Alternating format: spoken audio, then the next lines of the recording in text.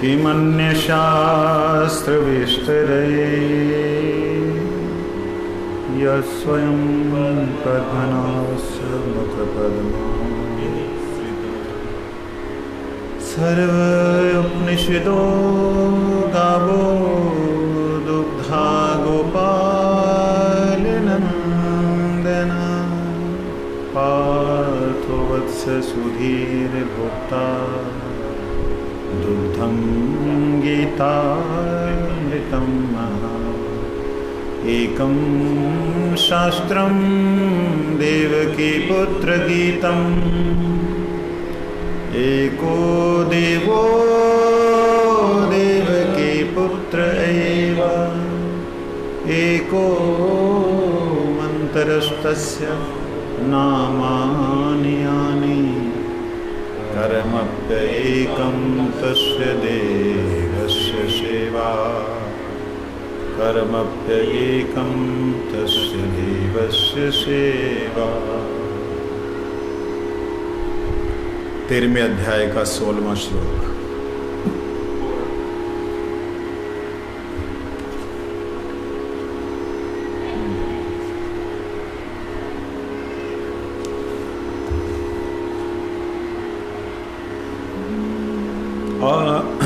अभिभक्त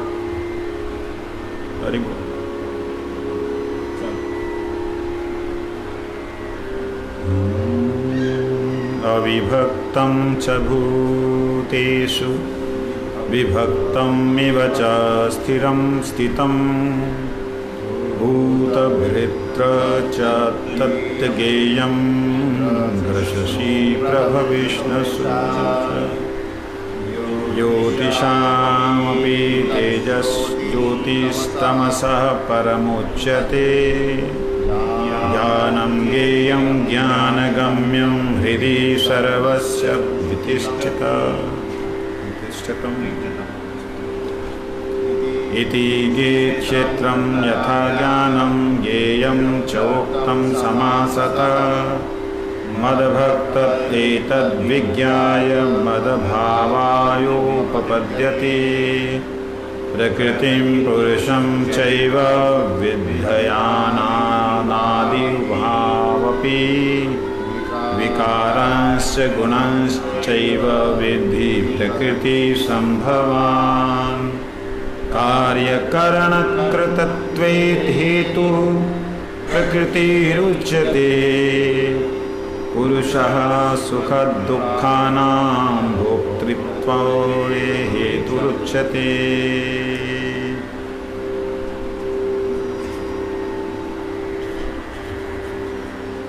भगवान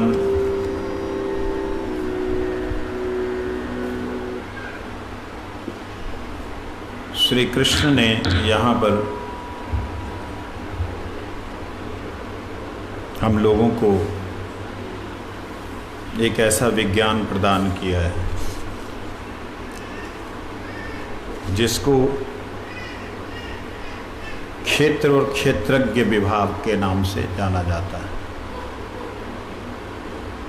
क्षेत्र और क्षेत्रज्ञ।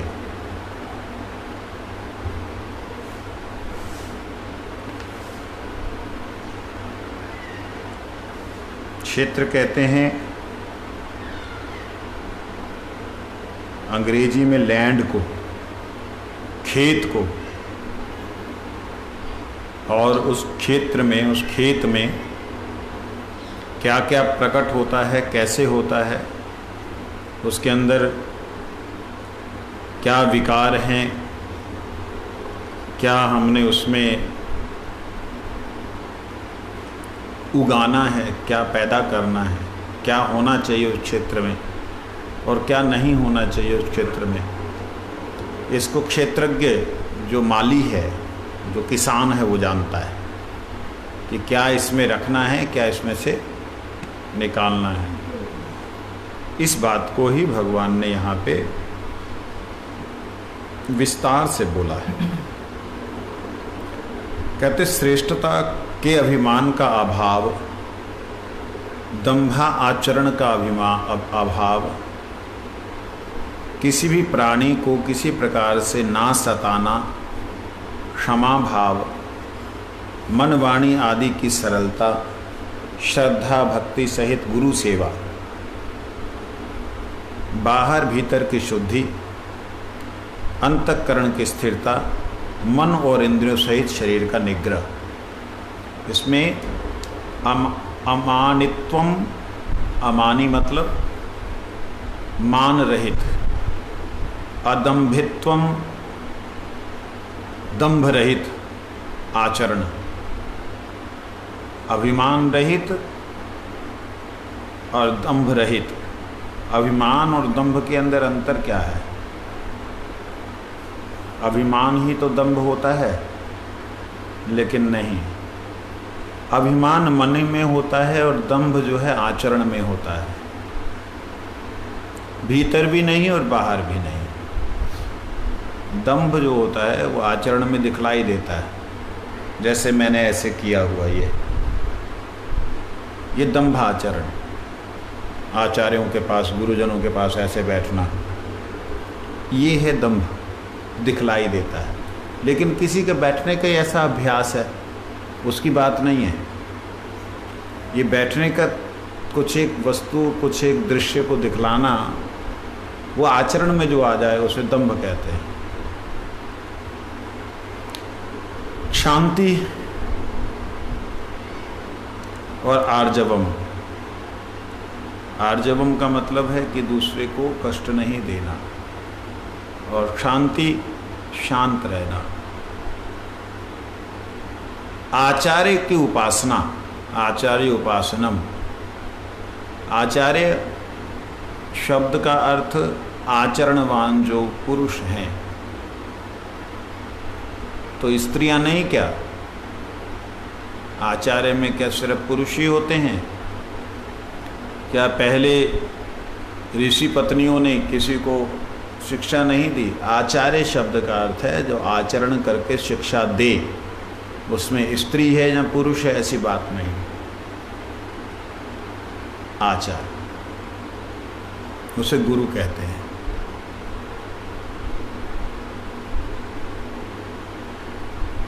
शौच जो है वो बाहर की पवित्रता, आत्म विनिग्रह जो है वो भीतर की पवित्रता। आत्म विनिग्रह मतलब हम अंदर से अपने आप को पवित्र करें, एक बाहर से एक भीतर से। कई बार कुछ ऐसा देखा जाता है जो समझ में नहीं आता कि ये क्या हुआ, ये क्या है। मतलब बाहर से दिखता है कि वो गंदे स्थान पे हैं, लेकिन वास्तविकता में वो क्या उस स्थान पे हैं या नहीं। उदाहरण के लिए जगन्नाथ दास बाबा जी महाराज, जहाँ लोग पहले होते थे ऐसे घर होते थे छोटे छोटे, उसके ऊपर लैट्रिन करने का बना रहता था, और वो लैट्रिन नीचे गिरती थी, टट्टी नीचे गिरती थी, और वहाँ से जो मेहतर होते थे उसको उठा के ले जाते थे। पहले ऐसा सिस्टम था। तो एक सेठ का घर था, महाराज जी पे बहुत श्रद्धा करता था, बाबा जी महाराज पे। बाबा जी महाराज को सिद्ध होने के नाते सब लोग बहुत मिलने के लिए आते थे। सिद्ध महापुरुष हैं, चलो दर्शन करने आ जाए। लेकिन उन्होंने देखा कि ये लोग समझेंगे नहीं, बार बार मुझे तंग करते रहेंगे, राधा रानी की सेवा में विघ्न पड़ता है। तो बाबा जी महाराज ने उसको बोला, वो कहता बाबा जी महाराज कोई सेवा, कहते कोई सेवा दे सकते हो? हाँ, ये जो पायखाना ये मेरे को दे दो। हाँ ठीक है महाराज, इसमें कोई नहीं जाएगा। उसने उसको बंद कर दिया, इसमें कोई भी नहीं जाएगा। और उसी पायखाना के अंदर नीचे वो साफ सफाई कर दी उसने। बाबा जी महाराज नीचे रह के भजन करते, और अगल बगल में दूसरे लोग जब जाते दुर्गंध होती, उस इलाके में कोई जाता ही नहीं, किसी को पता ही नहीं लगता कि उधर भी कोई महापुरुष रह सकते। उनसे किसी ने पूछा कि आप यहाँ क्यों रहते हैं?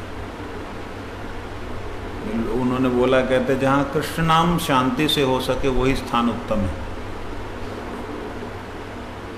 अब ये बात को कौन समझेगा?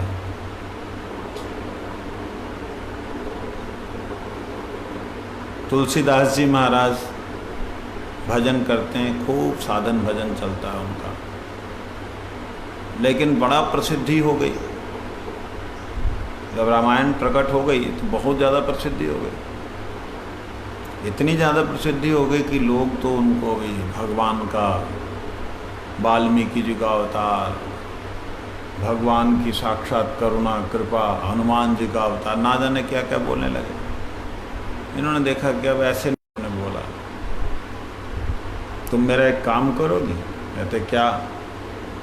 पहले वो रिक्शा चलती थी, वो वाली हाथ से चलने वाली होती थी ना, हाथ से पकड़ के चलते थे, काशी में, हाँ कलकत्ता में अभी भी है।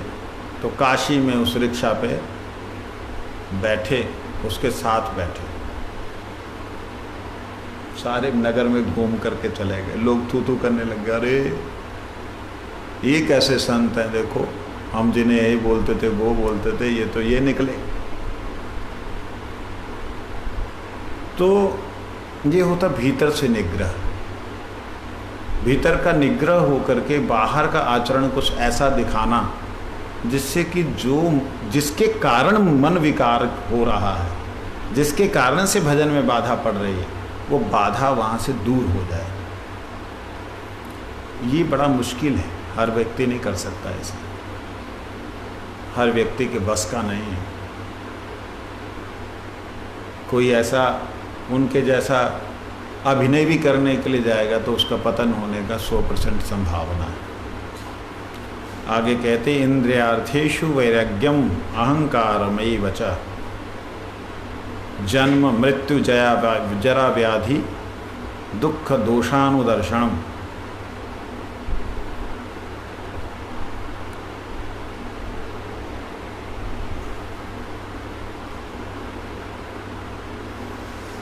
इससे पहले एक शब्द आया था बाहर भीतर की शुद्धि, उसके बारे में यहाँ पे कुछ लिखा है। सत्यता पूर्वक शुद्ध व्यवहार से द्रव्य की और उससे उसके अन्न से आहार की तथा यथा योग्य बर्ताव से आचरण को जल मृत्तिका आदि से शरीर की शुद्धि को बाहर की शुद्धि कहते हैं। सत्यता पूर्वक शुद्ध व्यवहार, कपटता पूर्वक व्यवहार नहीं।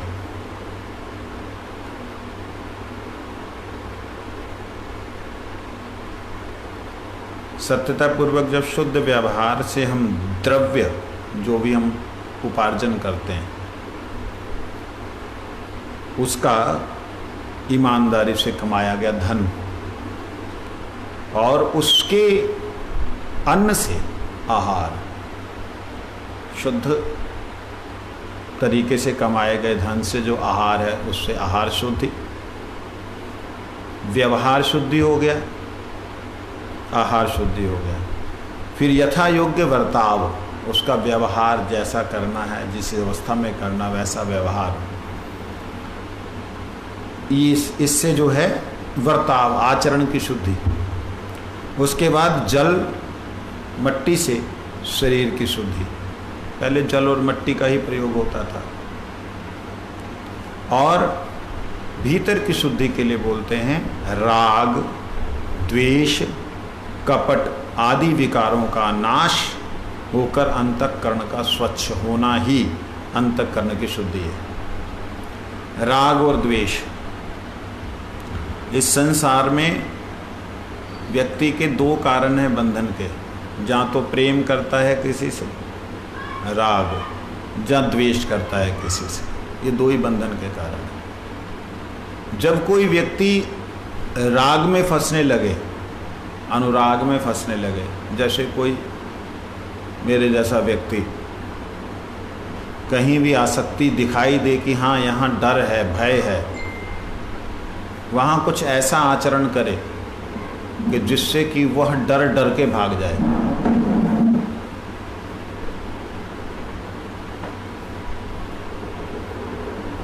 राग, प्रेम ना हो। संत के हृदय में प्रेम ना हो तो क्या संत है? प्रेम गोविंद से ही हो। प्रेम कोई ऐसी वस्तु नहीं जहाँ तहाँ बांटते फिरे। हाँ, गोविंद के प्रेम को बांटना अलग बात है, लेकिन गोविंद के प्रेम को बांटते बांटते अपना प्रेम कहीं हो जाना, वो सत्यानाश की जड़ है। मेरे को हमारे एक गुरुवर्ग, पहले मठ में थे, बाद में गृहस्थी बन गए, उन्होंने एक बात कही थी, भगवान दास बेटा याद रखना, हरि कथा करते करते कहीं हरि कथा सुनने वालियों में मत फंस जाना। हरि कथा करते करते कहीं पैसे बटोरने के चक्कर में मत पड़ जाना। मेरे को उन्होंने ये बात कही थी और वो बात मेरे को हमेशा ही याद रही, और उसके कारण से कई बार ऐसा आया जीवन में, 2-4 बार ऐसी घटनाएं जीवन में आई जहां लगा कि हाँ यहाँ भय है, लेकिन उस भय को भयभीत कैसे किया जाए? प्रेम से ना हो तो फिर दूसरे तरीके से। अपने आप को भय लगे, सामने वाले के अंदर कुछ है या नहीं है वो बात नहीं है। अपने आप को यदि भय लगने लगे तो उसको भयभीत करने के लिए क्या अपने साथ में क्रिया करनी चाहिए, क्या नहीं करना चाहिए, स्वयं की आत्मा जवाब देती। तो ये है राग। द्वेष तो किसी से भी नहीं होना चाहिए। अगर द्वेष करना ही है ना, करना ही है, बड़ी इच्छा है द्वेष करने की। द्वेष जानते हो कैसे होता है? किसी की उन्नति को देख करके द्वेष होता है। द्वेष होता है किसी के सम्मान को देख करके द्वेष होता है। कोई मेरे से आगे जा रहा, द्वेष होता है। वो द्वेष जो है वो होना ही नहीं चाहिए, वो तो उसकी तो जगह ही नहीं है कहीं। कपट, ये बड़ा भयंकर है। कपट क्या है? भीतर कुछ है, बाहर कुछ है। मतलब तो साधु लोग क्या कपट नहीं करते? वो तो भीतर में तो निर्लेप हैं, बाहर से वो दिखाते कि नहीं तुम बहुत अच्छा है, तो वो कपटता नहीं है, कहते वो सरलता है। भीतर से भगवान के प्रति समर्पित हैं और बाहर से हमको लगता है कि हमसे प्रेम करते हैं। ये सरलता है, ये कपटता नहीं है। कपटता ये है कि भीतर से आपको जो है वो चाहते हैं और बाहर से तुम्हें दिखा रहे हैं कि बड़े प्रेम करते हैं, मतलब दूर भगा रहे हैं।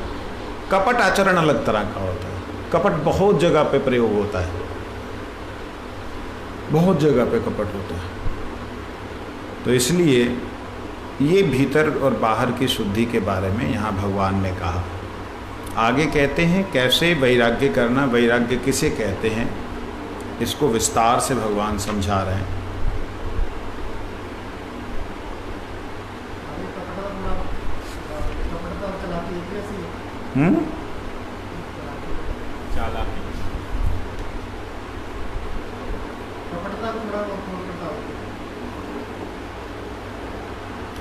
कपट का मतलब होता है जैसे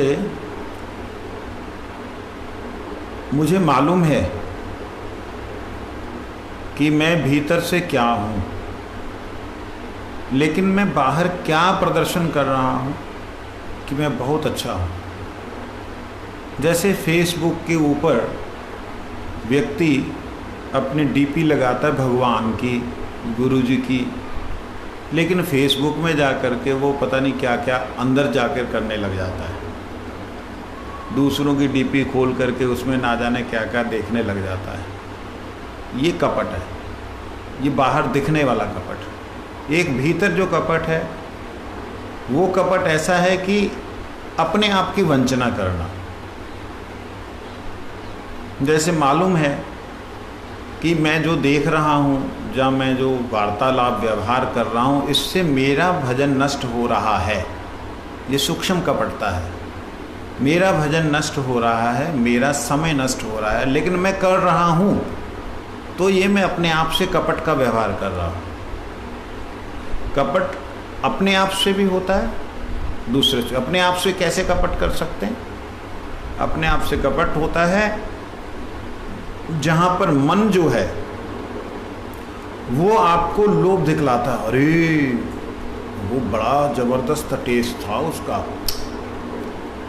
वो भगवान वहाँ कहीं नहीं आ रहे। मन आपको किसी के रूप के प्रति, किसी के रस के प्रति, किसी शब्द के प्रति, इंद्रियों की, ज्ञान इंद्रियों के किसी भी विषय के प्रति आपको, आपका मतलब आत्मा को खींच करके ले जाए। ये कपटता है भीतर की, और वही कपटता बाहर भी दिखलाई देती है। जैसे सबसे बड़ा कपट है, सबसे बड़ा दुनिया में कपट है, प्रभुपाद जी कहते कपट सबसे बड़ा ये है कि जीव को यही कपट है और यही हिंसा है। इसी को उन्होंने कपट भी कहा और इसी को हिंसा भी कहा। ज्ञान, कर्म ज्ञान और योग की शिक्षा देना, ये जीव हिंसा है और यही कपट है। तो कैसे है ये कपट और जीव हिंसा? कहते तुम अगर जानते हो कृष्ण भक्ति ही जीवन का सार है, उसे ना दे करके ज्ञान की शिक्षा, योग की शिक्षा, कर्म की शिक्षा दे रहे हो, तो ये कपट नहीं तो क्या है? जीव का अल्प समय है, समय कम है, उस समय कम में जो है उसको सर्वोत्तम वस्तु प्रदान करो। इधर उधर की बात क्यों करो? मेरे से यही बात किसी वैष्णव ने की थी, मैं नाम भूल गया, कि महाराज जी आप ये जो पाठ वगैरह करते हो ना, ये सब तो नहीं करना चाहिए। जो पाठ करते हैं हम लोग, उपनिषद पाठ कर रहे थे, आप शुद्ध भक्ति की बात करो, भागवत की बात करो। कौन था याद नहीं आ रहा, ये सब मत पढ़ो। तो हाँ याद आ गया। तो मैंने कहा क्योंकि बात तो ठीक है, कहाँ ज्ञान कर्म योग की बातें हम सुन रहे हैं, उसकी डिटेल्स समझ रहे हैं, उसको बड़ी डिटेल से समझने की कोशिश कर रहे हैं, और कहाँ शुद्ध भक्ति की बात हमारे गुरुजनों ने बोली है। कहते भागवत करो, चैतन्य चरितामृत करो, चैतन्य भागवत करो, इसमें शुद्ध भक्ति की बात है। बात बिल्कुल सही है, लेकिन मेरे मन में एक विचार आता था कि ऋषि मुनियों ने जो इतनी मेहनत की, जो कष्ट किया, जो हमारे लिए उन्होंने लिखे, अगर हम उन्हें ना पढ़ें तो ऋषि ऋण कैसे शोध होगा? एक बात, ना भी ऋषि ऋण शोध हो, हमें पता तो हो कि जिस ज्ञान कर्म और योग की बात को हमारे गुरुजनों ने नकारा है, उसका कारण क्या है, क्या कारण था नकारने का? ये तो मालूम हो कि वेद की शिक्षा को हम लोगों ने क्यों नहीं महत्व दिया,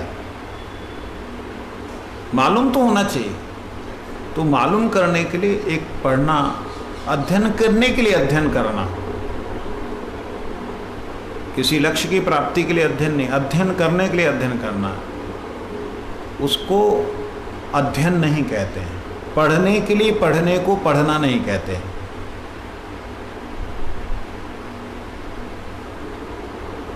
ज्ञान के लिए पढ़ने को पढ़ना कहते हैं। पढ़ना है, पढ़ रहे हैं, लेकिन ले क्या रहे हैं वो मुख्य बात है। इसलिए कपटता सबसे बड़ी वो है, जीव हिंसा सबसे बड़ी वो है, जब आप यह जानते हो कि लक्ष्य जीवन का कृष्ण भक्ति है, उसे छोड़ करके आप और चीज़ें दे रहे हैं। जैसे उदाहरण के लिए अभी भगवान यहाँ पर जो वार्तालाप कर रहे हैं, इसमें ऐसे लगता है कि भगवान मूल बात नहीं कर रहे।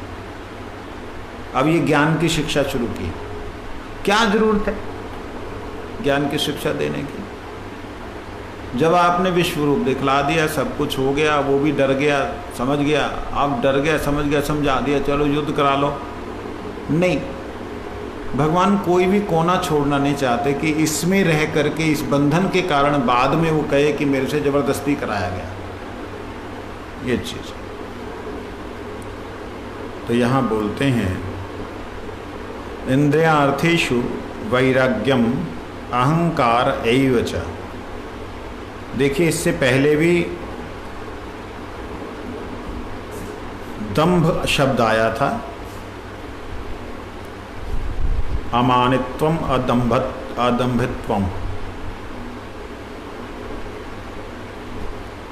अमानित्वम का मतलब होता है अभिमान का अभाव।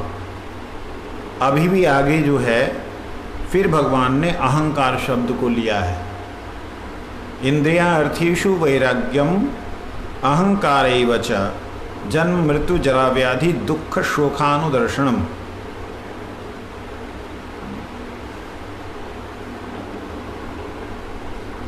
कहते हैं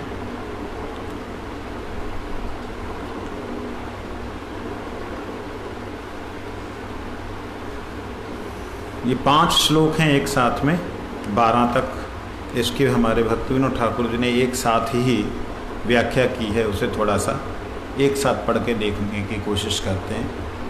मान शून्यता, दंभ हीनता, अहिंसा, सहनशीलता, सरलता, आचार्य उपासना तथा गुरु सेवा, पवित्रता, सन्मार्ग में अचल निष्ठा, आत्म संयम, इंद्रियों के विषयों से वैराग्य, अहंकार शून्यता, जन्म मृत्यु और जरा व्याधि से दुख रूपी दोष का पुनः पुनः दर्शन। अच्छा, यहाँ कह रहे हैं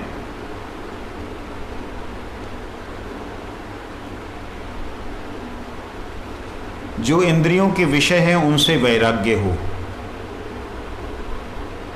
इंद्रियों के विषय से वैराग्य होना कैसा मतलब?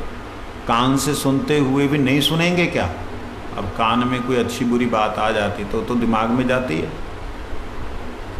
आँख के सामने कुछ अच्छा बुरा आ जाता है वो तो दिमाग में जाता है।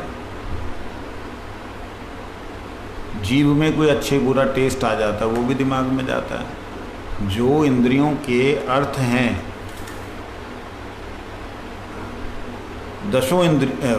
पांचों इंद्रियों के जो विषय हैं उनसे वैराग्य होना, ये एक बहुत बड़ी उपासना है, बड़ी साधना है। ये हर किसी को संभव नहीं होता है, बहुत बड़ी साधना है।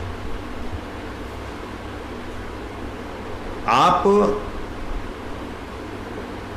विषय में हो मगर विषय में नहीं हो, बहुत बड़ी साधना है। ये हर कोई के बस का काम नहीं है। ये शिव ही है जो ऐसा कर सकते हैं, हर कोई नहीं कर सकता। जहाँ परम वैष्णव ही हैं जो शिव की तरह इस प्रकार से विषय में होते हुए विषय से पूर्णतः अलग हैं। जैसे उदाहरण के लिए भक्ति सिद्धांत सरस्वती गोस्वामी ठाकुर जी 1922 में 1922 से 1900 लगभग 36 तक उन्होंने जो प्रचार किया वो प्रचार कितना ज़बरदस्त था। उस ज़माने में जब कभी किसी के पास साइकिल होने का मतलब मर्सिडीज़ गाड़ी से के बराबर हुआ करता था, उस ज़माने में प्रभुपाद भक्ति सिद्धांत सरस्वती गोस्वामी ठाकुर जी के पास में एक विदेशी गाड़ी हुआ करती थी। बड़ा हाथी हुआ करता था, हाथी पे बैठ के चढ़ रहे हैं, हाथी पे चढ़ के जा रहे हैं नगर कीर्तन में।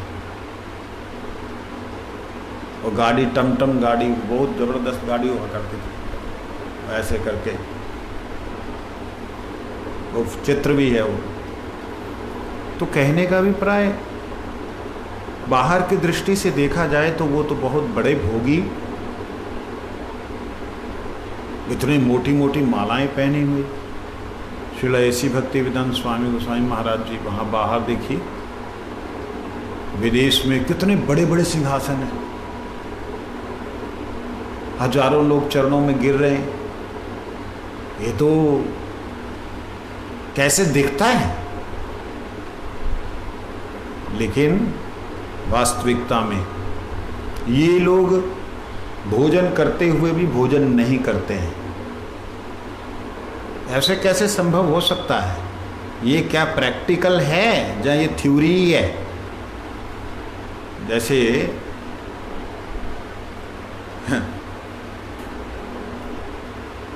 दुर्वासा ऋषि, यहीं पे दुर्वासा आश्रम है, कृष्ण बीच में छोड़ करके चले गए गोपियों को।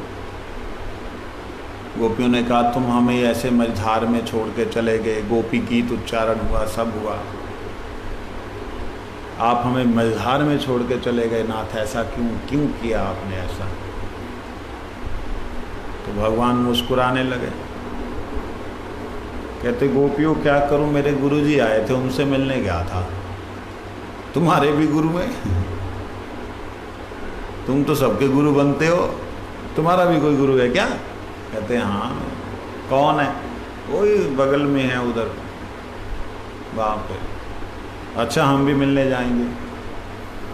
जाओ जाओ। सब लोग अपने घर घर से बढ़िया बढ़िया जो बना हुआ था पकवान अब ले करके जाएंगी।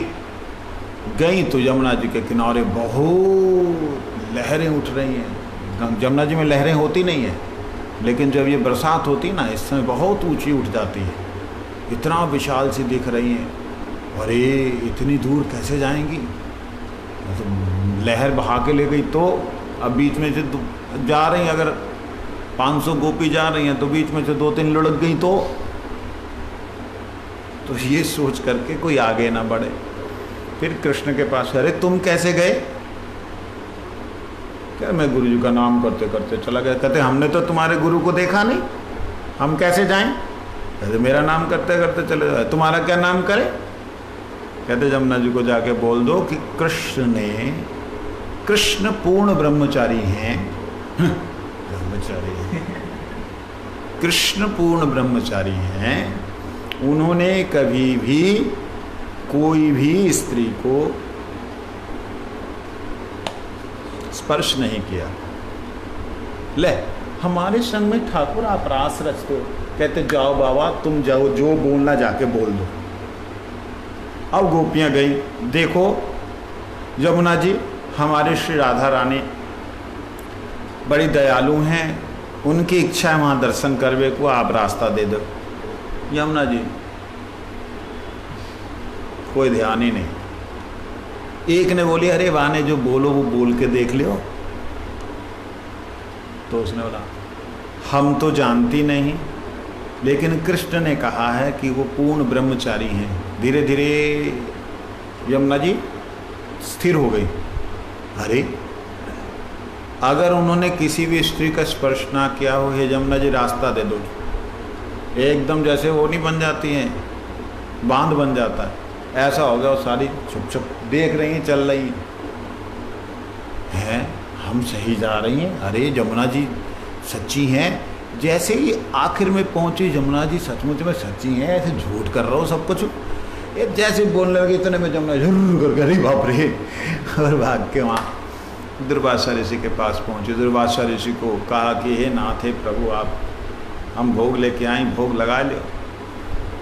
तो बोले देखो हम तो क्या भोग लगाएं, वैसे भी हम स्त्रियों से मिलते नहीं हैं, क्या करेंगे? अरे नहीं, हम इतना मेहनत करके लाए, आपके लिए लाए, आपको भोग कराएंगे, लिखाएं कराएंगे। कहते अच्छा आप ले आए हो मेरे लिए, ठीक है लो। बड़ा समूह खोल दिया। देखिए हैं बाबा जी तो जब गजब को है भाई, गुरु है, सही में गुरु के लायक ही है ये। सब प्लेट उल्टाते जा रहे, थाल उल्टाते जा रहे, गटर बटर गटर सब अंदर जाता जा रहा। देख रही इतना सा पेट है, इतना बड़ा मुंह, थाल बराबर घुसतो जा रोजा में, और सभी जाके बैठती जा रही हैं। दुर्वासा जी से बोला कि आप कुछ हमें सुनाइए। दुर्वासा जी ने कृष्ण की महिमा सुनाई। कृष्ण ऐसे हैं, वैसे हैं, ये है, सर्वेश्वर हैं, मालिक हैं, आप्त काम हैं। कृष्ण को 1% भी कहीं भी कोई भी इच्छा नहीं। जो उनके मन में प्रश्न था कृष्ण के प्रति कि कृष्ण ने जो बोला है वो सच कैसे है, उसका अंतर्यामित्व दिखला करके उन्होंने सारा उत्तर दे दिया कि कृष्ण ने कभी इच्छा की ही नहीं कि उन्हें कुछ मिले। कृष्ण की चाहत में जो भी आए, कृष्ण उनकी इच्छा के लिए उनको चाहने लगे। ये कृष्ण के अंदर की इच्छा है ही नहीं। जब इच्छा है ही नहीं, जब उन्होंने चाहा तो भक्त के अनुसार कार्य करना तो भगवान का भगवत्ता है, और भगवान की इस भगवत्ता को ही निर्लिप्तता कहते हैं। ऐसे करके बड़ी महिमा बोली। अब गोपियाँ कहीं भाई चलो चलें। अब कहें लेकिन हम तो जा रहे हैं, कृष्ण की पल्ली पार जाएंगी तो हम क्या बोल के जाएं? अरे जो पहले बोलो कृष्ण ब्रह्मचारी वही मंत्र बोल लो। हाँ जमुना जी कृष्ण तो ब्रह्मचारी हैं, तुम रास्ता दे दो। अब किसको मिलने जा रही, ये भी तो बात है। ऋषि के दर्शन करने जा रही थी, जब वो ये बोला अब किसको मिलने जा रही थी? जमुना जी रास्ता ना दे रही। क्या आप झूठी आएगी का? अब कृष्ण ब्रह्मचारी ना रहो।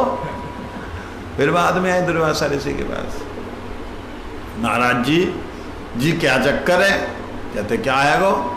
ऐसे ऐसे हम जब आई तो जब कृष्ण ने कहा रास्ता दे दियो कि भाई हाँ भाई ब्रह्मचारी है तो रास्ता दे दियो। अब हम कह रहे ब्रह्मचारी तो सुनी ना रही है ब्रह्मचारी।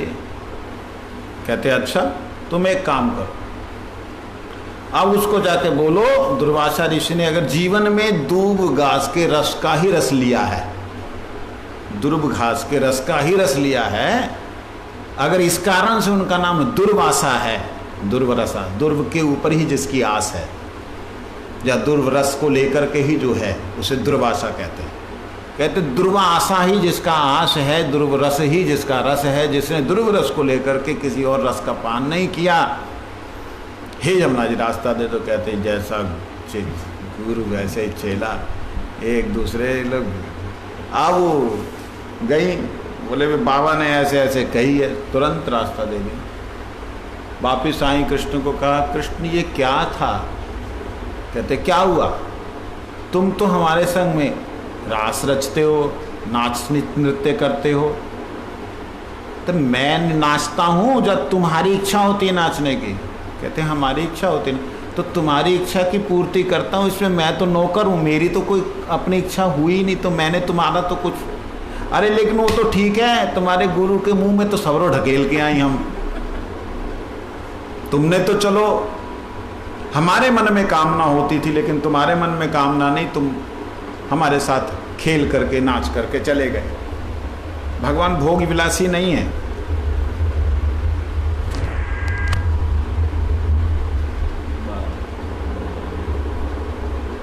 अच्छा तो लेकिन ये तो बाबा ने तो खायो सबरो। कहते बाबा ने गए तो तुमने क्या बोला? बाबा ने क्या बोला? वो बताया कि हम गए ऐसे ऐसे, बोला बाबा इसको खाओ, तुम्हारे लिए लाए। कहते तो मैं तो भाई दूब घास में संतुष्ट हूँ, ना हम तुम्हें खिलाएंगे। कहते उनने बोली मैं खाऊंगा, ना हमने कही। कहते तुमने कही, तुम्हारी इच्छा पूर्ति करी, तुम्हारी इच्छा पूर्ति की, उनकी तो कोई इच्छा नहीं थी। अरे अच्छा ऐसे भी होता है? कहते हाँ ऐसे भी होता है। तो इसका मतलब ये है हे कृष्ण, इस संसार में रहते हुए अगर हम संसार की इच्छा ना करें तो क्या हम वैरागी, हम मुक्त हो जाएंगे? कहते हाँ निश्चित रूप से, इसमें कोई संदेह नहीं।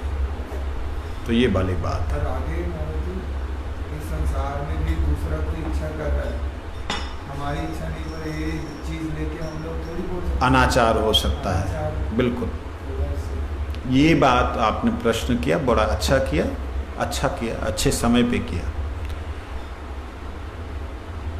क्या इस संसार में एक संसारी व्यक्ति किसी दूसरे के भोग में लिप्त होने के लिए इस प्रकार से करना क्या उचित है? कहते याद रखो कृष्ण ने कोई भोग नहीं भोगा,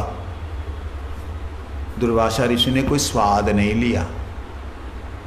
तुम स्वाद लेने के लिए जाओगे, तुम सुख लेने के लिए भोगोगे। उन्होंने ऐसा कुछ भी नहीं किया। एक बात मेरा जैसे एक जरूरी नहीं भोग में, जैसे एक माता है, हाँ एक माता अपने एक पुत्र जो है मान लीजिए अब त्याग करके जाना चाहता है, लेकिन एक माता है उसको है कि यही उसकी इच्छा है कि यहीं रहे, मेरे पास रहे, इस तरह से रहे, लेकिन वो पुत्र की इच्छा नहीं है। तो अगर उस माता की इच्छा के लिए वो वहाँ पे रह रहा है, तो इस तरह से मैं बोला हर जगह पर कि दूसरे व्यक्ति की इच्छा एक की नहीं है, चाहे वो विवाह बंधन हो या माता पिता का बंधन हो या दोस्त सुख का बंधन हो, कोई भी हो, विवेक की इच्छा नहीं है, लेकिन उसकी इच्छा की पूर्ति के लिए ये मन से नहीं पर शरीर से उसके साथ रह रहा है, तो हम उसको ठीक कैसे कहेंगे? ना वो ठीक है। अगर वो मन से नहीं रह रहा है तो वो ठीक है, क्योंकि उसके कारण उसको बोलते वैराग्य। इंद्रियां अर्थेषु,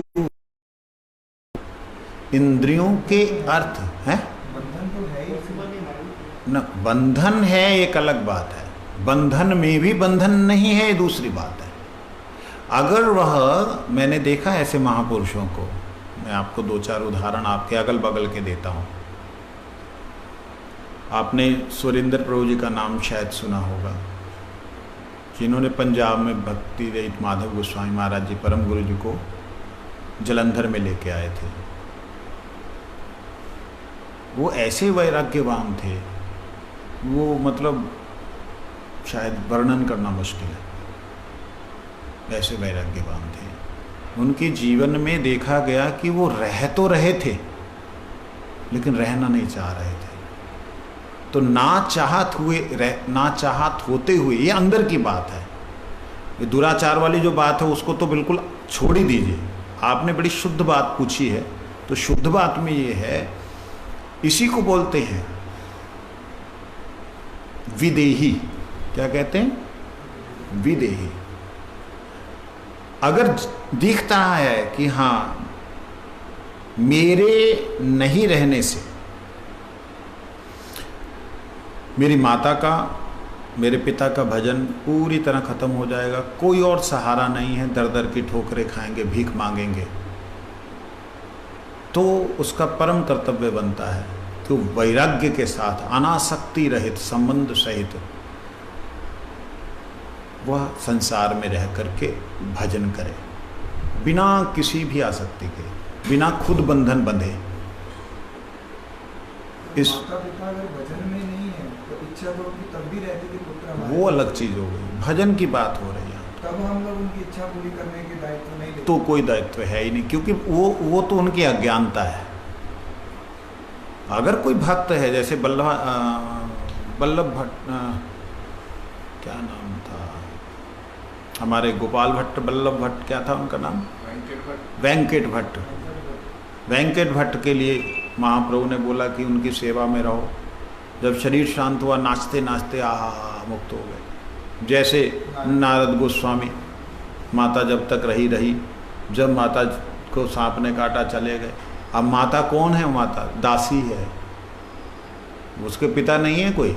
नारद के ऋषियों से संतान हुई है, दासी पुत्र नारद जी। तो ऐसी अवस्था में जो कि पिता नहीं है, वो माता का पूरा दायित्व है, ऐसी स्थिति में माता ने शरीर छोड़ा, नाचने लग गए। अब बताओ कितना भयंकर लगता है, कितना गंदा दिखता है कि माता के शरीर छोड़ने पे बेटा खुश हो रहा है, उसे दुख होना चाहिए। कहते नहीं, क्योंकि उसको मालूम है कि मेरे प्रभु जो हैं वो इनके ऊपर कृपा करके ले गए हैं, इस जन्म के संसार के चक्करों से निकाल ले गए, उसे नजर आ रहा है। लोग बाहर की दृष्टि वाले ही देख सकते, ले माँ के मरने पे नाच रहे, लेकिन उसको मालूम है माता के गंदे जो शरीर रूपी कपड़े हैं वो हटे हैं।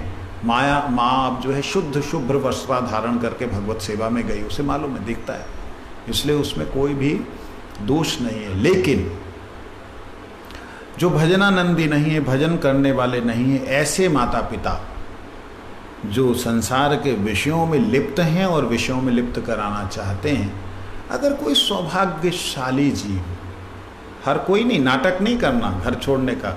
हमने बड़े बड़ों को देखा है, वो थोड़ा सा दूसरे को देख करके नाचेंगे, गाएंगे, खूब मज़ा करेंगे, मज़ा आ जाएगा।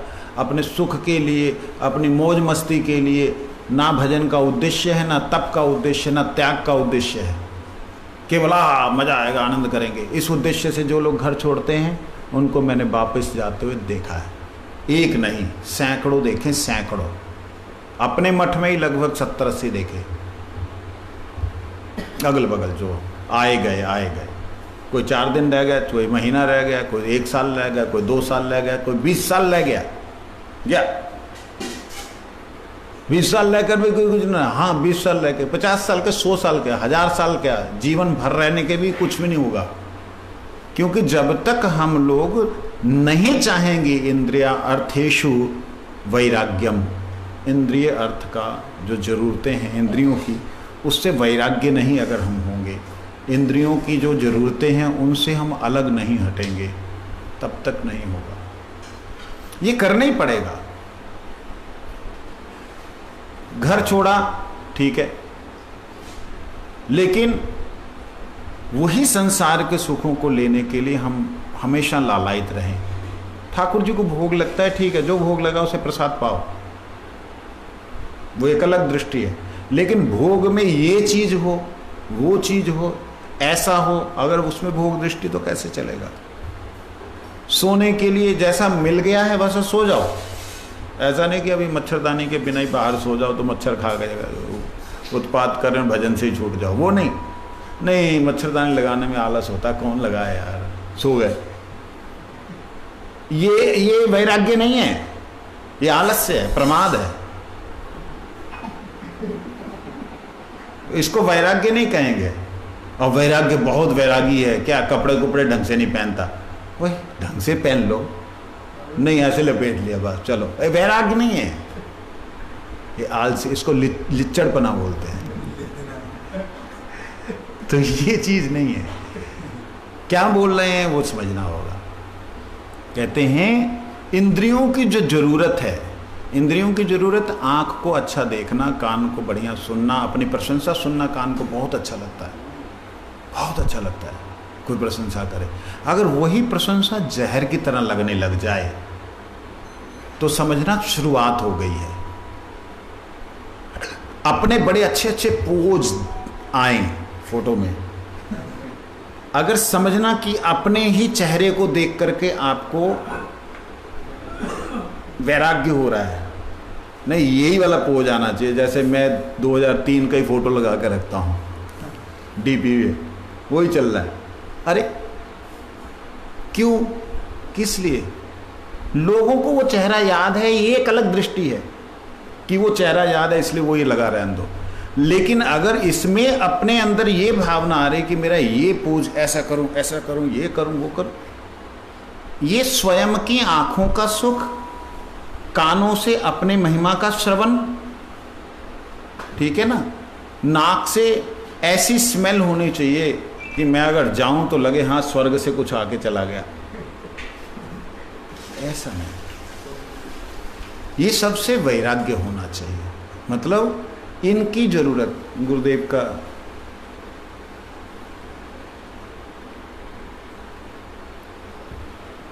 वैराग्य होना चाहिए।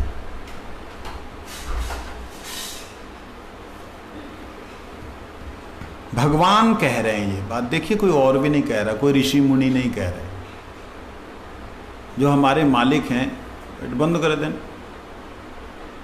वो कह रहे हैं। क्यों कह रहे हैं? वो चाहते हैं कि हम उनको प्राप्त करें। वो चाहते हैं कि उनके मार्ग पे आने के लिए इस प्रकार से तुम तैयार हो। जब तुम तैयार नहीं होगे तो वो कहां से अपने आप को तुम में देंगे? नहीं, वो सर्वसमर्थ हैं जी, जब चाहे दे दें। तो सर्वसमर्थ है जब चाहे दे, तो तब तो तुम भी तो सर्वसमर्थ हो, तुम जब चाहो तब अर्पण कर दो। तुम्हारे में भी तो सर्वसमर्थता है अर्पण करने की।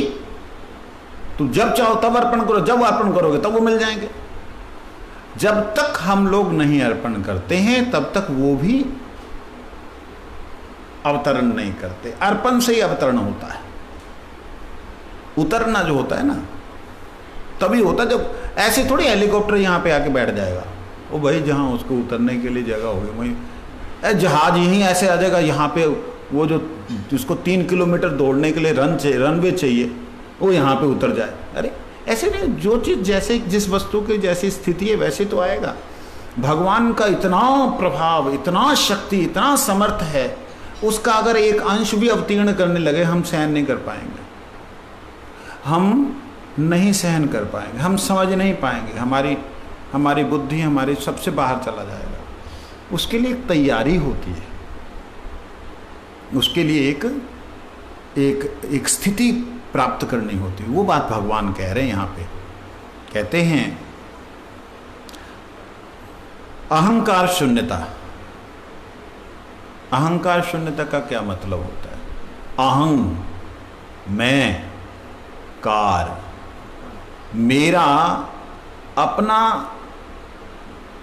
जो अहंकार है, वो अहंकार का परिवर्तन जब हो जाता है, अहम का परिवर्तन होने से ही अहंता होती है। अपना परिवर्तन होने से ही अहंता होती है, वो इसी अहंता को बोलते हैं अहंकार। भगवान कहते हैं निरअहंकार। मैं जो हूं, कौन हूं? कृष्ण की शक्ति का एक क्षुद्रांश हूं। इस बात को भूल करके अगर कोई व्यक्ति बोलता है अहम ब्रह्मस्मि, सो अहम शिवोहम, आयम आत्मा ब्रह्म, प्रज्ञानाम ब्रह्म, तत्त्वमसि इत्यादि, वो भगवान की तरह अपने आप को सोचने लगे, या मैं ब्राह्मण, मैं क्षत्रिय, मैं वैश्य, न शूद्र, फलाना ठिकाना, ये सारे के सारे अहंकार हैं। इसमें मैं ब्रह्म हूं, ये भी अहंकार है।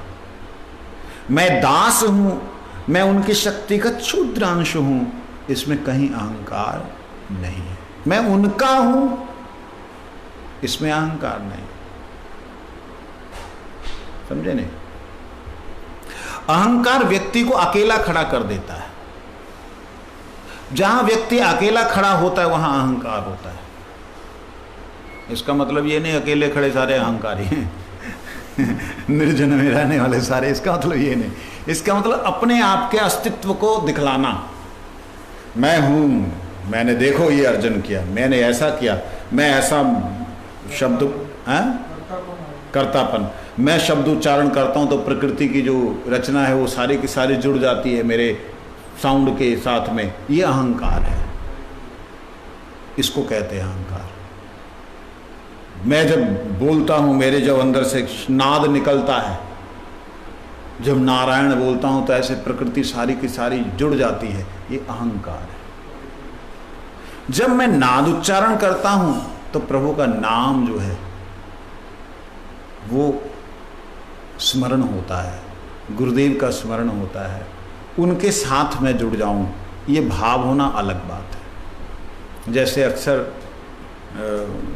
एक बात चिंतन में आती है कि गुरुदेव जब वंदना करते थे, वो वंदना करने में जितने जीव बैठे होते थे, हम लोग जितने होते थे, मेरे को याद है बचपन से देखा मैंने, वो सब जुड़ जाते थे, शांत हो जाता, पिन ड्रॉप साइलेंट, सिर्फ बच्चों को छोड़ के। बच्चों को मालूम ही नहीं, ची चाँच वो अगर बीच में उनको छोड़ के, इसके अलावा सब शांत हो जाता। जो जैसे उनका शुरू होता था, साक्षाद हरित्वेन समस्त शास्त्रे उक्तस्तथा भगवतैव सद्भिः किन्तु प्रभुर्या प्रियैव तस्य वन्दे गुरुश्री चरणारविन्द।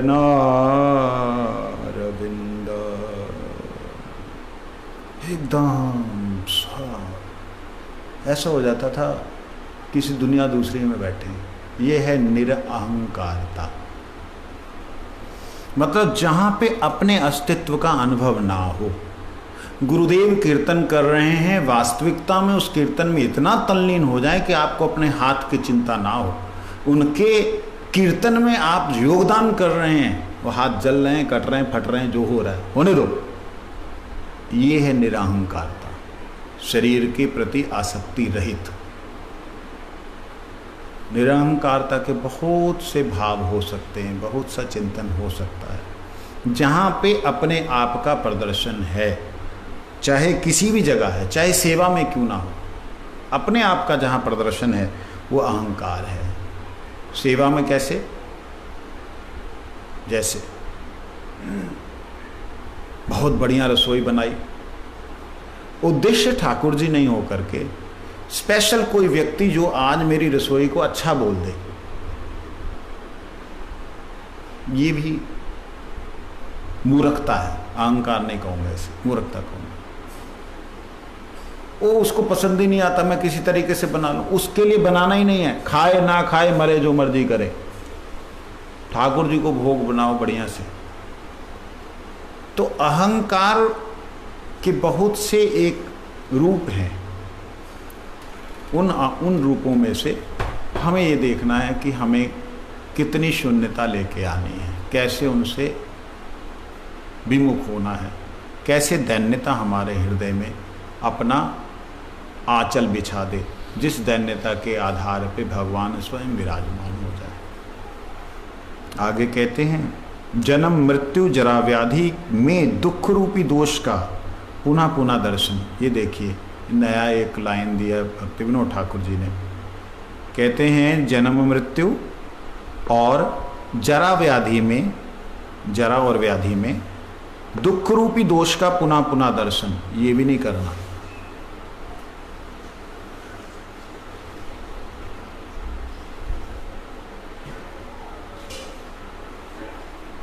जहाँ ये करना है, ये करना है, ये बार बार अनुभव करना है। क्या? जन्म मृत्यु में दुखी दुख है, जरा व्याधि, जरा किसे कहते हैं? जर्जर अवस्था, ऐसी अवस्था कि जहाँ पे कोई काम करना चाहते हैं वो होता नहीं, जर्जर, जरा अवस्था, वृद्ध अवस्था, बुढ़ापा, और उसमें व्याधि और हो जाए तो ये दुख है। इसका बार बार दर्शन करते रहना, बार बार देखते रहना। इस स्थिति में पहुँच के मैं कैसे भजन करूँगा, मेरा कैसे होगा? नहीं होता है। और उसके बाद समय हो गया है। स्त्री पुत्रादि में आसक्ति शून्यता। स्त्री और पुत्रादि में अगर इस गृहस्थी व्यक्ति है तो स्त्री में पुत्रादि में उसकी आसक्ति शून्य होनी चाहिए। आसक्ति का मतलब मेरा है, वांछा। ओम यं ब्रह्म वेदांत विदो वदन्ति परे प्रधानं पुरुषं तथाहन्न विश्वोद्गते कारणं ईश्वरं वा तस्मै नमो विघ्न विनाशाय। ओम शांति शांति शांति। ओम।